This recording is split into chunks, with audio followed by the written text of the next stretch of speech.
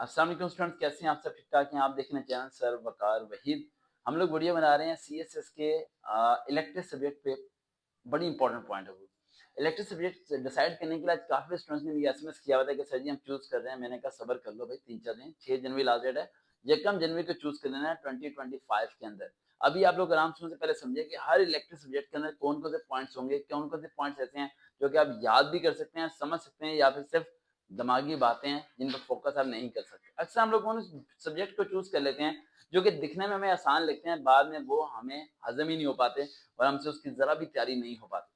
आज हम बात कर रहे हैं पार्ट 1 जो इसका 200 मार्क्स का। उसके अंदर सब्जेक्ट्स हैं अकाउंटिंग एंड ऑडिटिंग, और उसके अलावा जो है इकोनॉमिक्स है, कंप्यूटर साइंस है, पॉलिटिकल साइंस है और इंटरनेशनल रिलेशन है। 1 2 3 4 5 सब्जेक्ट्स हैं। आज हम सबसे पहले बात करने जा रहे हैं ऑडिटिंग पे, अकाउंटेंसी एंड ऑडिटिंग। इसमें क्या होने वाला है, ध्यान रखिएगा जितने भी इलेक्टिव सब्जेक्ट्स होंगे 20 मार्क्स के एमसीक्यू जाएगा और 80 मार्क्स का सब्जेक्टिव आएगा। सब्जेक्टिव में 20 मार्क्स के क्वेश्चन होंगे, 4 आपको अटेम्प्ट करने पड़ेंगे, 4 मल्टीप्लाई बाय 20 हो गए 80 मार्क्स। सब्जेक्टिव में आपको चॉइस मिल सकती है। अब सबसे इंपॉर्टेंट चीज कि अकाउंटेंसी एंड ऑडिटिंग, इसमें किस तरह के क्वेश्चन आएंगे? इसमें सारे के सारे न्यूमेरिकल क्वेश्चन होंगे जो कि आपको खुद सॉल्व करने पड़ेंगे। अगर किसी बच्चे ने आई कॉम बी कॉम और को प्रॉपर्ली डीपली नहीं पढ़ा, नहीं समझा, तो वो इस सब्जेक्ट को कभी भी गलती से चूज ना करे, क्योंकि यहाँ पर एक गलती आपको 100 में से 0 बना सकती है और एक सवाल सही होना 100/100 भी बना सकते हैं। अगर आपको बेसिक जनरल्स की इंटरेस्ट के बारे में पता है, बेसिक कॉन्सेप्ट क्लियर है, रट्टे वाले की बात नहीं कर रहा, रट्टा लगा के अगर आप लोग फर्स्ट ईयर सेकंड ईयर पास कर गए हैं या थर्ड ईयर में पास कर गए हैं, तो आप इस सब्जेक्ट को कभी चूज ना करें। अगर कॉन्सेप्ट, जैसे कि मैं एक सवाल पूछता हूँ आपसे, जैसे कि सिंपल सा सवाल है, परचेज क्या होता है? जो एमबीए वाले बच्चे उन्हें पता होगा, परचेज डेबिट होता है। आप में से वो बच्चा कमेंट करे जो परचेज को क्रेडिट करके दिखा दे। अगर आप में से किसी ने परचेज को क्रेडिट करके दिखा दिया, नीचे कमेंट में गूगल पे सर्च किए बगैर, किसी शख्स से पूछे बगैर, अपने दिमाग से, मैं प्रॉमिस करता हूँ 15 जनवरी से पहले पहले उससे मुलाकात करने की पूरी कोशिश करूंगा, अगर आप ईमानदारी से नीचे कमेंट करके जवाब देंगे। यानी कि बेसिक आपको जनरल लेजर ट्राइबुलेंस आने चाहिए, उसके बाद फाइनल अकाउंट आना चाहिए। फाइनल अकाउंट कौन से वाला? जो जिसमें डबल एडजस्टमेंट होती है, यानी एडजस्टमेंट तो एक सिंगल एडजस्टमेंट होती है, ये वन एंट्री आ गई, डबल एडजस्टमेंट भी होती है, राइट, जो कि आप लोगों ने पढ़ा होगा पार्ट 1 में बी कॉम के अंदर पढ़ा होगा। अगर आप लोगों ने पंजाब से किया हुआ है ग्रेजुएशन तो फिर आपको पता होगा।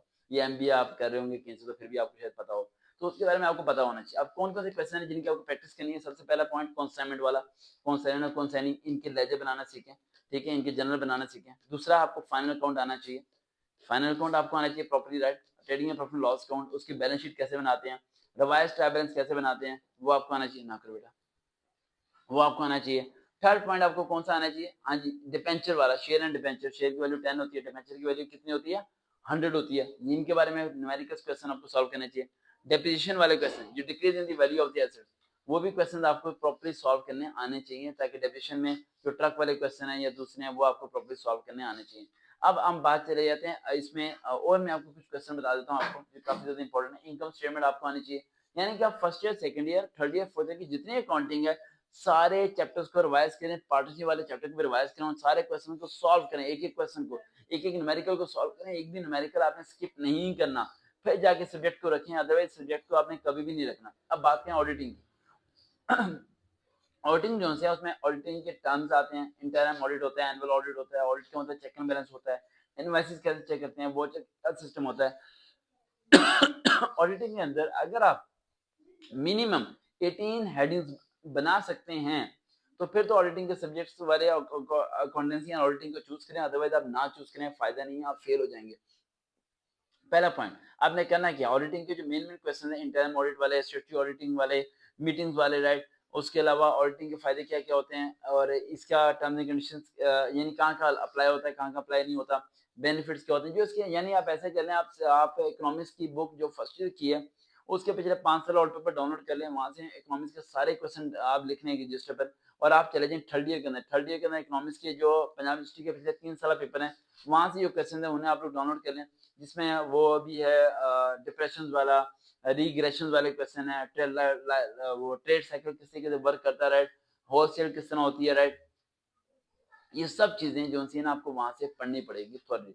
फिर हर सवाल को लिख के उसके बारे में क्या लिखें, हेडिंग लिखें, कम से कम 6-6 7-7 हेडिंग बनाएं आप, ताकि वो सब हेडिंग्स और हेडिंग्स आपके दिमाग में रहे। अगर क्वेश्चन है तो पहले हेडिंग लिखें, फिर एक एक हेडिंग को क्या करें, एक्सप्लेन करें प्रॉपर्ली, फिर जाके सब्जेक्ट को चूज करना है, वरना सब्जेक्ट को आपने चूज नहीं करना।